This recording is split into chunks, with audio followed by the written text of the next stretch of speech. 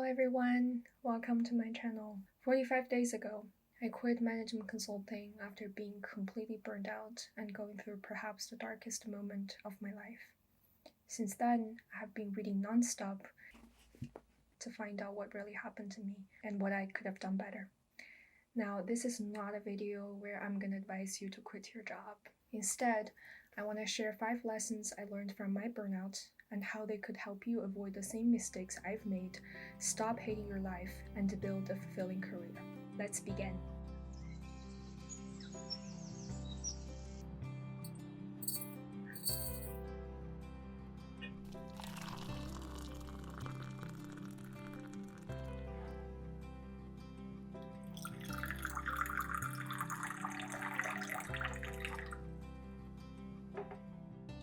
Lesson number 1. Find and hold on to what you truly want, not what other people believe you should have. To dive into this, I'll quickly summarize my career journey so far. I graduated college in 2018 with a business degree. My original dream was to study psychology, and as soon as I found out how hard it would be for an international student to get a job as a psych major, I turned away and submitted myself to business school. After college, I started working at a Big Four consulting firm doing financial advisory, which was one of the few options that would provide me with a work visa back then. During COVID, however, I decided to quit my first consulting job and go get a graduate degree in healthcare management. At the time, I was losing my purpose or having a hard time finding my purpose doing financial advisory, so I thought, healthcare would be my new purpose. Yet again, due to a variety of reasons like peer pressure, prestige, financial incentives, and perhaps just fear of change, I once again recruited for consulting, this time around healthcare consulting, and started working at a boutique consulting firm after I graduated from grad school. You're like, what's the moral of the story? Why do I care? Well, I chose consulting twice, not once. Especially the second time around, I knew exactly what I was getting myself into. The first job was for survival reasons, and the second time was purely me being lured away by money and prestige. A few months ago, when I started to get burned out, I looked around frantically, trying to find out what was motivating the other consultants around me. I realized a few folks really enjoyed and cared about what they did, but the vast majority of them were there for the money and prestige. There's absolutely nothing wrong. A lot of people have become incredibly successful and happy being driven by these things. The problem came when I ignored things that truly mattered to me and put all of my energy into what other people believe I should have. In my case, I really cared about nurturing and developing people. I'm also very intellectually curious. I love to research random topics online. But I gave myself very little time doing these things because I was aiming for that hyper productivity. At the time, I thought I really wanted to be promoted and earn a fat bonus. So I worked non-stop and killed all of the interests that really mattered to me. I only came to realize I was fatally wrong when I actually got promoted. I quit my job in 2 weeks because it was never what I really wanted. Ultimately, it took me 6 years to realize I am not a very money-driven person, and I could not possibly care less about helping hospital CEOs make more acquisitions. In fact, I would be much happier working a mediocre job for a mediocre salary that would either allow me to do more of the things I like nurturing and developing people, or, give me free time so I can do other things I enjoy in life.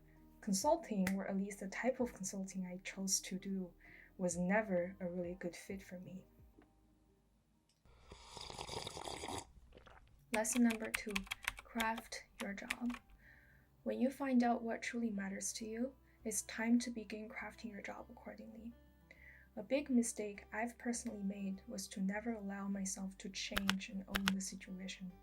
Since I chose finance and healthcare as my lane, I worked predominantly with white men, either as colleagues or clients. And my version of insecurity, the need to prove to all of them that I'm equally worthy and capable, was to say yes to everything and work twice as hard as everyone else. In the end, I realized the most successful people in consulting or in any occupation in the world are not those who work the hardest, but those who know how to leverage the resources, advocate for themselves, and craft their job. You probably don't believe me, but if there's something you really don't like about your job, chances are you can do something about it, even if it's super small. For example, the harder I worked, the more drained and socially isolated I felt. I would be much happier if I allowed myself to just spend more time building relationships. My happiest moments in consulting always revolved around mentoring junior consultants. In fact, I skipped most of the office happy hours to work on PowerPoints, which not only sabotaged my social needs, but also harmed my career in the long term because FaceTime is that important. Lesson number 3, work with the right people, not for the right job. In 2021, McKinsey, a renowned consulting firm, studied why so many people are quitting their jobs and found out that people don't quit their jobs, they quit their boss. A year into my second consulting career, I switched teams to focus on a different type of project. It was a very, very difficult decision for me. I was torn between people I love to work with, my old team, and the right type of work that would help me build my resume, my new team. I wished these two were aligned, but they weren't, and I had to make a call. The result? I moved to the new team, indeed got all the project work that I ever wanted. My clients were super high profile, and I built my resume faster than I could ever have. But the misalignment in culture and working style very quickly burnt me out. In the end, when I called the partner that I used to work with, my old team boss, and told her that I was quitting, she very softly suggested to me that in her career, she had always chosen to work with the right people, even if it meant sacrificing other needs or interests. I almost crumbled inside when she said that. Lesson number 4, know your meter. Just like every overachiever, I would basically refuse to admit that I'm tired and I need to stop. If you like productivity and self-improvement content, I am definitely not the first YouTuber to tell you that you need to know your meter and set boundaries. A lot of us, though, are socialized to believe that if we admit our limits, we will look like a failure. It is sad to say that a lot of jobs out there are very good at leveraging this mentality and harnessing this insecurity. The reality is, knowing your meter means knowing your worth. Every time you traded sleep for work, every time you allowed someone to say mean things to you, you are giving up part of yourself that could be way more worthy than you think. We teach people how to treat us, and it is so true. Instead of thinking of your meter as your limits, which implies it could be extended or improved, think of it as your core worth, something to protect and empower, something so precious that you don't just chop it up and hand over to other people. Lastly, lesson number 5, learn to actually rest.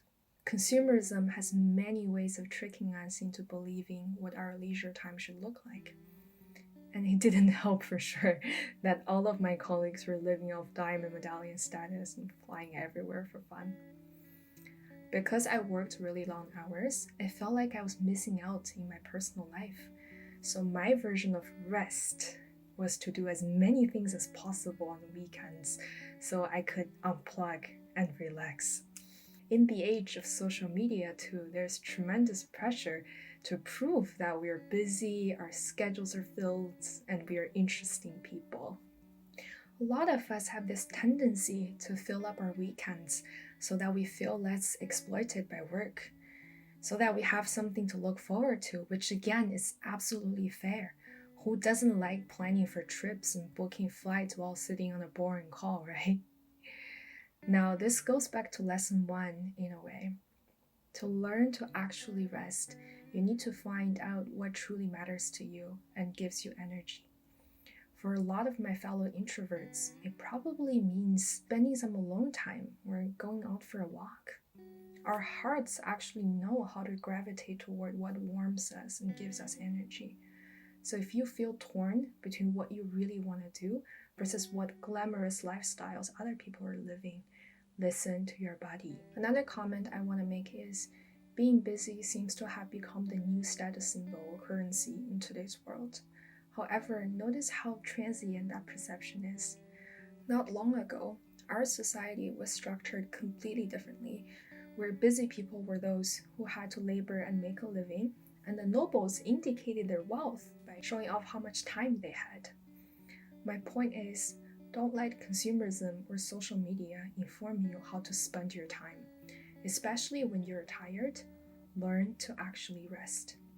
Thank you so much for watching this video. If you find the content helpful, do hit the subscribe button. I will see you next time.